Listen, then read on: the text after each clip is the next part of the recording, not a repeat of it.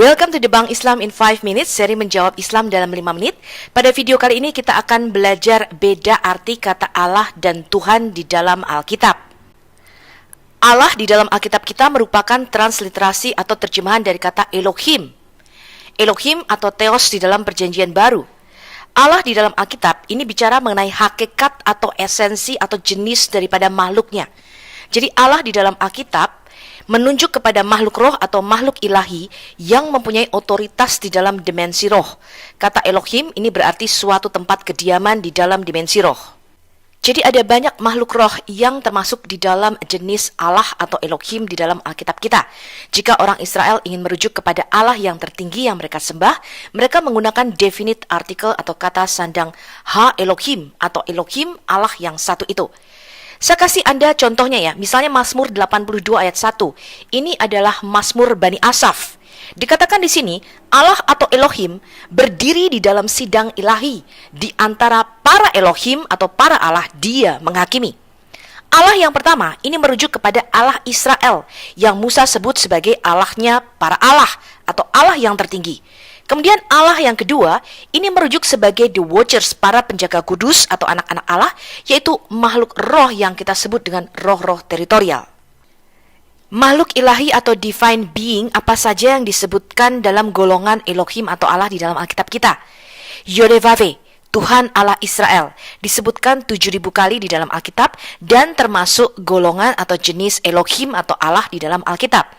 Kemudian ada anak-anak Allah di dalam Mazmur 82 ayat 1 dan 6. Kemudian ada dewa-dewi berhala bangsa-bangsa, juga termasuk dalam golongan Allah atau ilah, Elohim di dalam Alkitab kita. Contohnya Hakim-Hakim 11 ayat 24, 1 Raja-Raja 11 ayat 33. Kemudian setan-setan atau Shedim di dalam Ulangan 32 ayat 17 disebut juga sebagai Allah atau ilah yang disembah.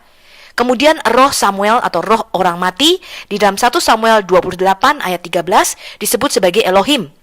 Malaikat dan malaikat Yahweh di dalam Kejadian 35 ayat 7 adalah salah satu contoh yang disebut termasuk di dalam Elohim atau Allah di dalam Alkitab kita. Yesus disebut Allah karena hakikatnya sebagai sang firman Allah yang satu jenis atau monogenes dengan Bapa. Kita baca di Yohanes 1 ayat 14.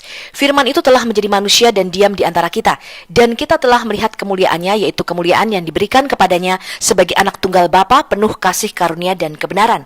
Kata anak tunggal di sini dalam pengertian monogenes atau satu genus, satu jenis atau satu hakikat dengan Allah, yaitu jenisnya adalah divine being atau makhluk ilahi. Itulah sebabnya Yesus disebut Allah bagi kita.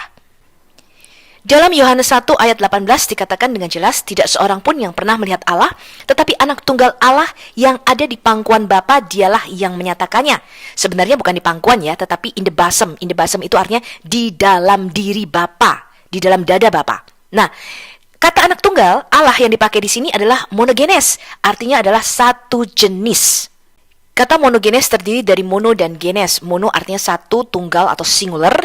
Genes artinya jenisnya, gennya atau DNA-nya yang unik.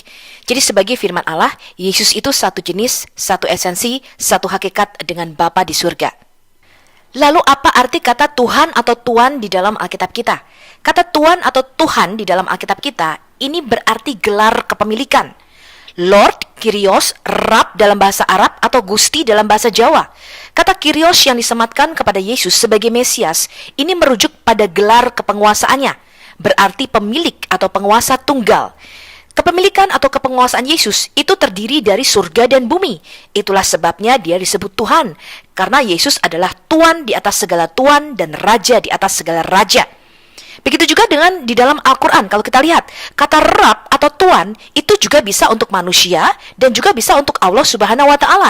Kita lihat misalnya untuk manusia dikenakan pada Jibril yang pada waktu itu mengambil rupa manusia. Quran surah 3 ayat 47. Kemudian kata Rab untuk Firaun dan Potifar yang di dalam Quran disebut dengan Aziz juga disebutkan di dalam Quran surah Yusuf surah 12 ayat 23, ayat 42 dan ayat 50. Jadi kata Tuan dan Tuhan itu sama saja teman-teman, bisa dikenakan kepada manusia dan juga bisa dikenakan kepada Allah yang ada di surga. Yang membedakan adalah dominion atau daerah kekuasaannya. Yesus disebut Tuhan karena dia Tuan di atas segala Tuan dan Raja di atas segala Raja. Kita baca Filipi 2 ayat 10 sampai 11. Supaya dalam nama Yesus bertekuk lutut segala yang ada di langit dan yang ada di atas bumi dan yang ada di bawah bumi, dan segala lidah mengaku Yesus Kristus adalah penguasa, adalah Tuhan, adalah Tuan bagi kemuliaan Allah Bapa. Kemudian di dalam Kisah Rasul 2 ayat 36 dikatakan, jadi seluruh kaum Israel harus tahu dengan pasti bahwa Allah telah membuat Yesus yang kamu salibkan itu menjadi Tuan atau Kyrios, menjadi penguasa atas surga dan bumi, dan Mesias atau Kristus. Kepenguasaan Yesus meliputi surga dan bumi. Kita baca Matius 28 ayat 18. Yesus mendekati mereka dan berkata, kepadaku telah diberikan segala kuasa di surga dan di bumi. Kemudian bukan hanya di surga dan di bumi, tetapi juga di dalam alam maut atau di bawah bumi. Dalam Wahyu 1 ayat 17 sampai 18, Yesus mengatakan, jangan takut, aku adalah yang awal dan yang akhir dan yang hidup. Aku telah mati, namun lihatlah aku hidup sampai selama-lamanya, dan aku memegang segala kunci maut dan kerajaan maut. Itulah sebabnya segala yang ada di surga, di bumi, dan di bawah bumi takluk di bawah kaki Yesus. Makanya Yesus disebut Tuan di atas segala Tuan atau Tuhan semesta alam. Demikian pemaparan video kali ini. Sampai jumpa pada video menjawab Islam dalam 5 menit selanjutnya. Shalom.